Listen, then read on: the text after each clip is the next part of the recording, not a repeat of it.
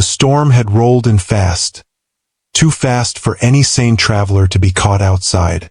But the woman stumbling through the pine forest wasn't traveling. She was running, or trying to. Every step sent a bolt of pain up her side where the bullet had grazed her ribs, and every breath burned like cold iron in her lungs.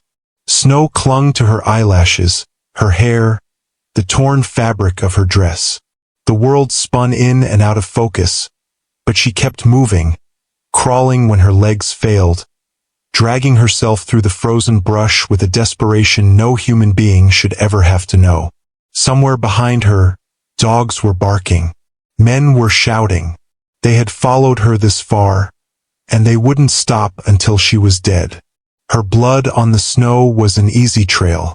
Her vision blurred, doubling the trees in front of her. She pressed a trembling hand to her ribs. Warmth seeped through her fingers. Too much warmth. Too much blood. She didn't know where she was going. She just knew she couldn't stop. Not here, not now. Not when she'd finally found the courage to escape the hell she'd been living in. A thin branch snapped beneath her palm as she pushed herself forward. She swallowed a cry. The cold stole the sound before it left her lips. Then, through the dizzy haze, she saw it. A cabin. Remote. Tucked between the tallest pines. Smoke curling gently from its chimney like a quiet promise that someone lived inside. Someone who might open the door. Or someone who might shoot her where she lay. At this point, she didn't care which. Her legs completely gave out, and she collapsed face first into the snow. Her breath hitched. She clawed forward, fingers numb. Each pull of her arm a miracle. She could see the faint light spilling from the window, warm and gold against the blue dusk. So close, so impossibly close. The barking behind her grew louder. Terror surged through her like fire.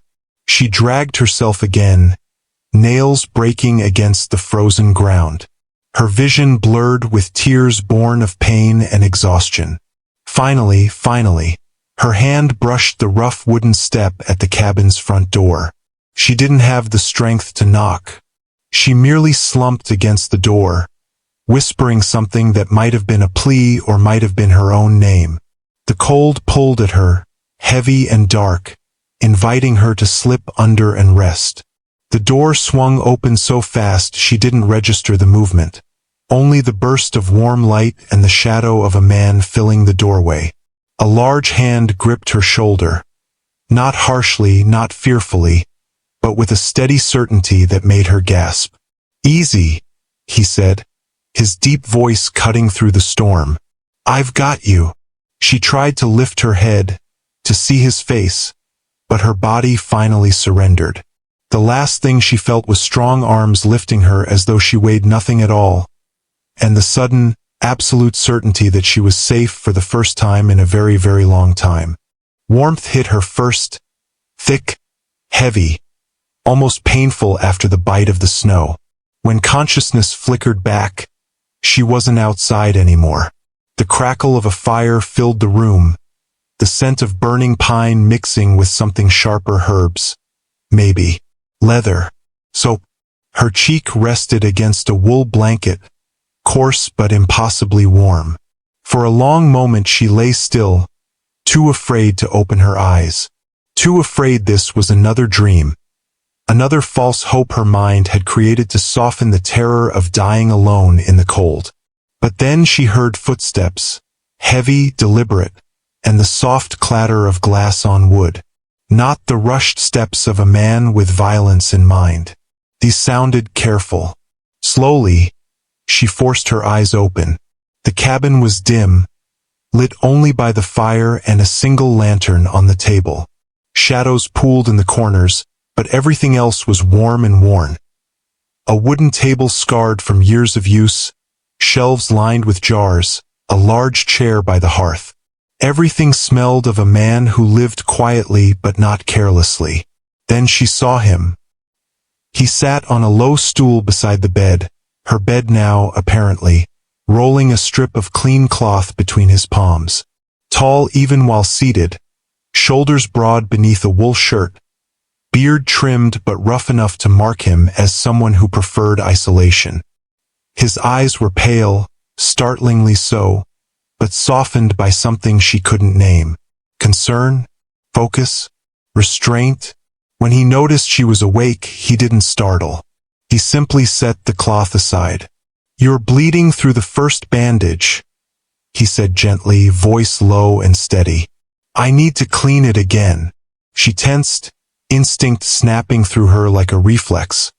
Her fingers curled into the blanket as though it could shield her. "Don't," she croaked, voice hoarse. "Don't hurt me." His brows pulled together, a quiet pain crossing his features. Not irritation, not offense, but sorrow that she'd even needed to say it. "I won't," he said. "Not now. Not ever. You have my word." People had given her words before. Men with soft smiles and cruel intentions.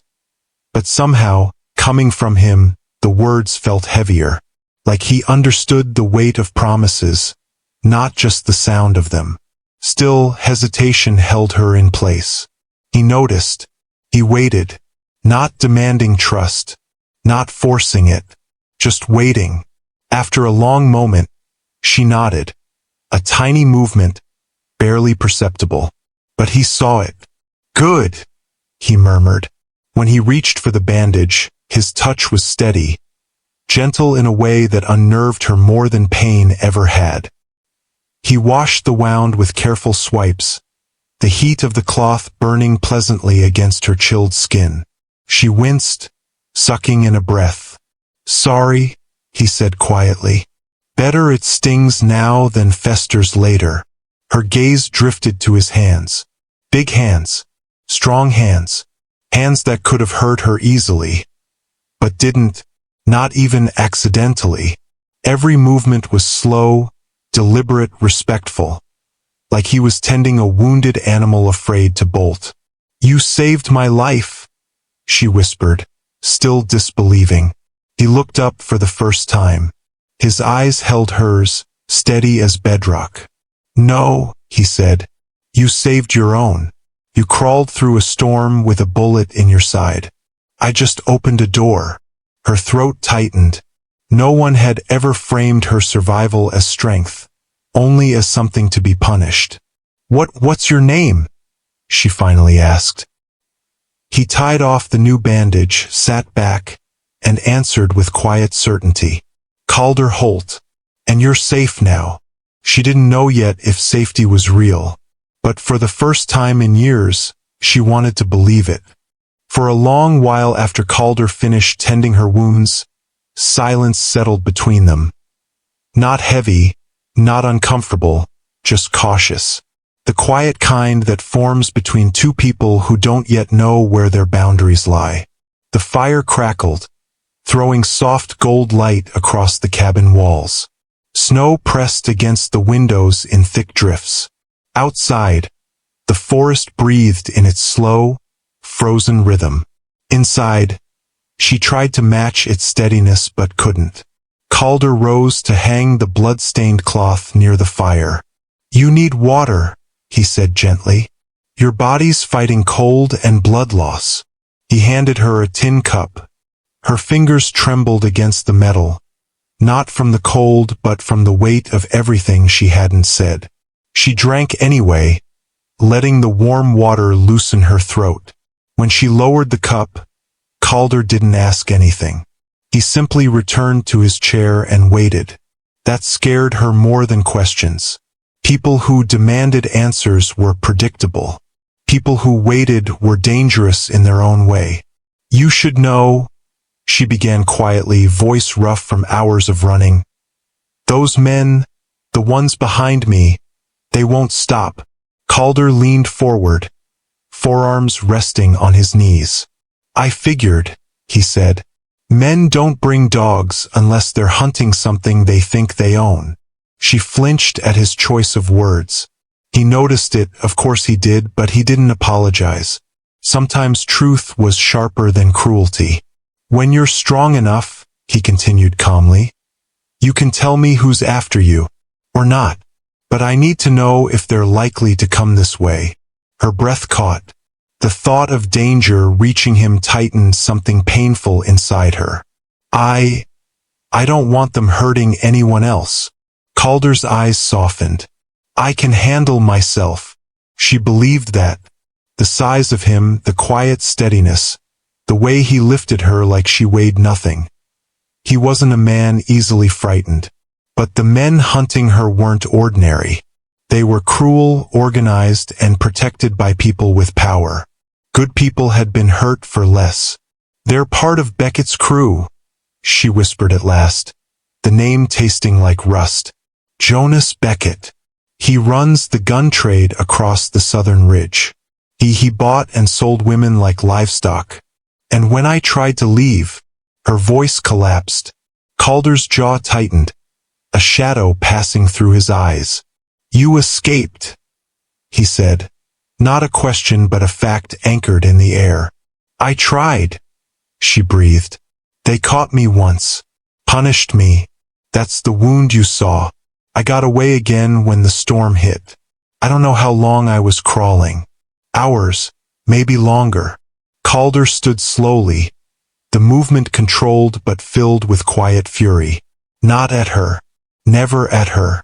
At the world that had carved those bruises into her skin. Jonas Beckett, he said under his breath, like testing the name against old memory. I know that kind of man. His type leaves scars on more than flesh. Her fingers twisted into the blanket. If he finds out where I am. He won't, Calder interrupted, voice low as gravel. This mountain isn't kind to men who come with bad intentions. Something in his tone, the absolute certainty, sent warmth through her chest that had nothing to do with the fire. Safety. It was fragile, maybe temporary, but real enough to make her eyes sting. You don't even know me, she whispered. Calder looked at her with an expression steady enough to anchor a world. I know enough, he said. You crawled through a storm to live. That tells me everything about the kind of woman you are.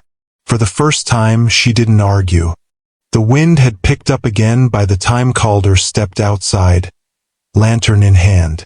Snow blew across the clearing in thin, silver streaks. He scanned the tree line, not searching out of fear, but out of instinct. A man didn't survive alone in the mountains as long as he had without listening to the land. Tonight, the land felt unsettled. Inside the cabin, she shifted on the bed, listening to the faint creak of footsteps outside. Her pulse quickened. Every time someone walked out of a room in her old life, she'd had to prepare for what they'd do when they walked back in. She hated how those old reflexes still lived in her bones. The door opened, letting in a rush of cold air before Calder shut it. Snow dotted his shoulders, melting into dark patches on his shirt. His eyes went first to her, always to her, as though he needed to confirm she was still there. Tracks, he said quietly, setting the lantern down. Fresh ones. For men. Maybe dogs. They passed the ridge trail about an hour ago. Fear twisted her stomach. They followed me this far? Men like Beckett's don't stop in the snow, Calder replied. They count on others slowing down. She looked toward the window. The frost gathering at the corners made the outside world look blurred, almost dreamlike. I didn't mean to bring this to your home. This isn't your doing, he said firmly. What Beckett wants isn't your burden to carry. He chose this hunt. Not you. He began pulling items from a shelf. More firewood, extra blankets, a hatchet he tucked behind the door. Not frantic, not rushed. Prepared. Calm. Dangerous in a way she found strangely reassuring. You've lived alone a long time, she said softly. A while, he admitted. Long enough to know quiet doesn't always mean peace. Sometimes it just means waiting for the next knock on the door. She lowered her gaze. I don't want trouble to be the knock. His steps slowed. When he turned toward her, The firelight carved gentle lines into his face. You think you're trouble? I think people get hurt because of me. Her voice cracked on the last word. Calder approached the bedside and crouched. Not looming, not towering, but lowering himself until he sat level with her. His presence filled the room, warm and grounding. People get hurt because of men like Beckett, he said, voice steady as the mountains outside. Not because of you. She swallowed hard. No one had ever separated her from her suffering before. No one had ever said she wasn't the cause. I don't know how to be anything but afraid, she whispered. You don't need to be anything else right now. Silence settled, soft as falling snow. You're shaking, he said. It's not the cold. He reached for the blanket but paused, waiting for her consent. When she gave a tiny nod, he wrapped it more securely around her shoulders. His hands brushed her arms lightly, grounding her without trapping her. Just contact, just warmth. You're safe here, he said again, gentler this time. But I won't lie to you. If those men reach this mountain, it won't end quietly. She drew a trembling breath. What will you do? Calder stood, the fire casting his shadow long and solid across the floor. Whatever I must. There was no bravado, no threat, just truth. A truth that settled into her bones with unexpected relief.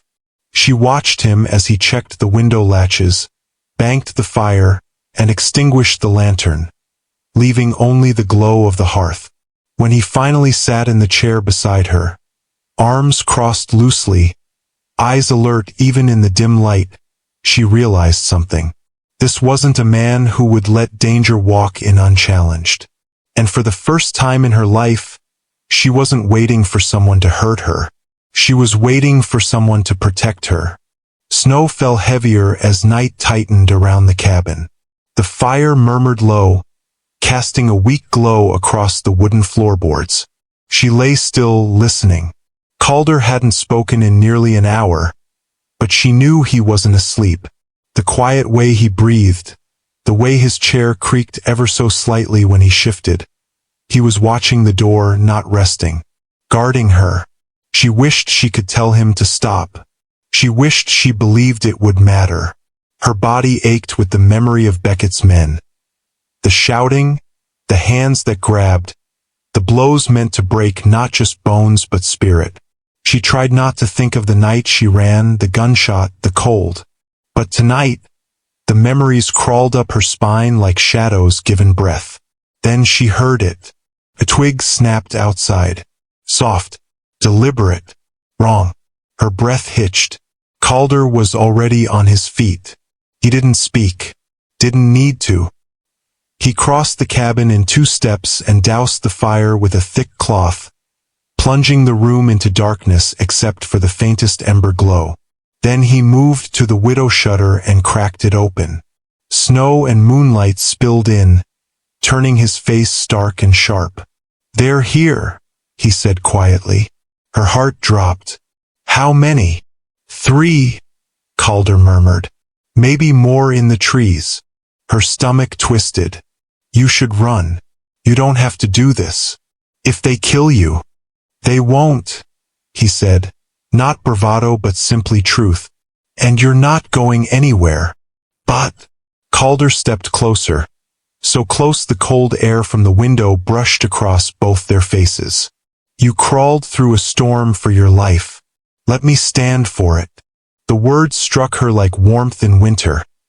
Unexpected, undeserved, precious. A murmur echoed from outside. The scrape of boots. Men whispering. A dog growling low. Then a fist pounded on the cabin door. Calder Holt, Beckett's second in command. She recognized the voice even through the wood. Her body recoiled on instinct, breath sputtering.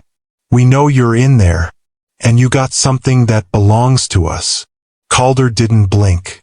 She belongs to no one, he called back, voice steady as carved stone. Turn around. Take your dogs. Leave the mountain.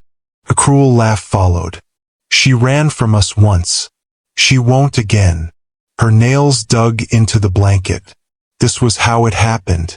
The promises, the threats, the men who decided her fate while she hid in corners of rooms praying to remain unseen.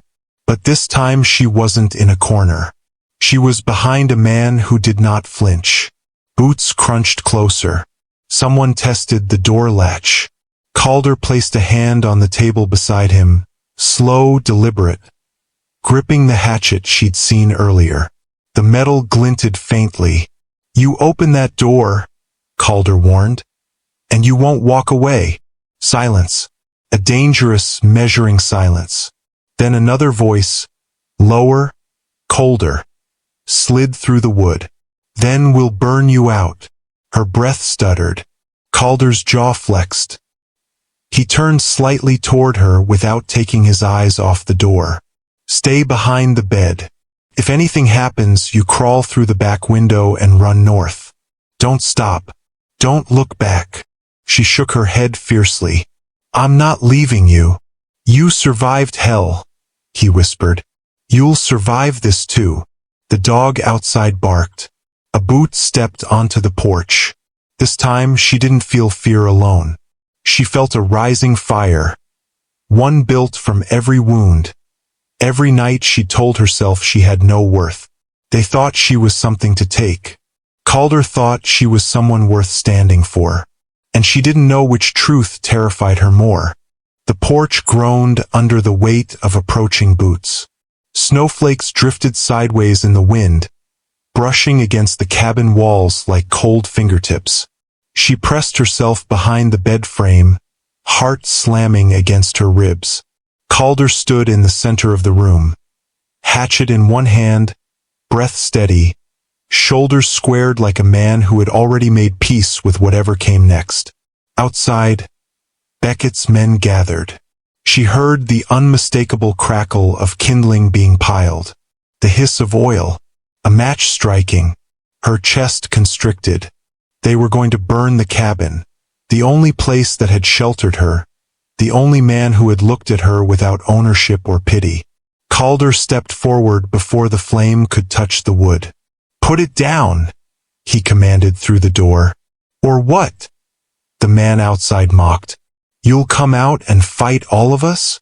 "I won't have to," Calder replied. The door burst inward. Snow and men flooded the cabin at once. The first attacker lunged straight for Calder, but Calder moved like he'd been forged for moments exactly like this, quiet, controlled, devastating. The hatchet's handle slammed into the man's ribs. He collapsed, wheezing, before he'd even raised his weapon. Another man rushed him from the left. Calder pivoted, caught his arm, and threw him into the table, splintering the wood. Her breath caught. Calder wasn't fighting to win glory or pride. He was fighting like a man protecting a life he refused to lose. But the third attacker slipped past him, straight toward her. Her blood turned to ice. He grabbed the blanket where she hid, dragging it aside. She scrambled back, pain screaming through her injured body. He reached for her wrist, fingers digging in. Calder was there before she could cry out. The man didn't even see him coming. One moment he stood, hand around her arm. The next he was on the ground, choking on snow, Calder's forearm pressed hard across his throat. "No one touches her," Calder growled. It wasn't shouted. It was quiet, deadly, true. When silence settled, the three men lay unconscious in the snow-dusted cabin. Calder exhaled slowly, the breath of a man who'd been holding the world together with his bare hands. She reached out, trembling. "Calder!" His eyes softened. The storm inside him eased the moment he looked at her. "You're safe now," he murmured, kneeling beside her. "No one's taking you. Not now. Not ever." "It wasn't your fight," she whispered, voice breaking. "Yes," he corrected gently, brushing a stray strand of hair from her cheek. "It was. The second you crawled to my cabin door, it became my fight." Snow continued falling through the open doorway, softening the world outside into something quiet, untouched. In its glow, Calder lifted her the same way he had on the night she first arrived, carefully, like she weighed nothing. "Where will we go?" she asked softly, leaning into him. "Someplace they'll never find us," he said, stepping through the broken doorway. "Up where the mountain keeps its own. You'll heal there. You'll breathe. You'll learn to live without fear again." "And you?" she asked, her fingers tightening around his coat. He glanced down at her with an expression she'd never seen on any man. Gentle, protective, sure. "I stay with you," he said simply. Behind them, the cabin smoldered, but ahead, the mountain waited, quiet and endless, ready to give them the beginning neither believed they deserved. But tonight, wrapped in his arms, she believed one thing with absolute certainty. She was no longer alone.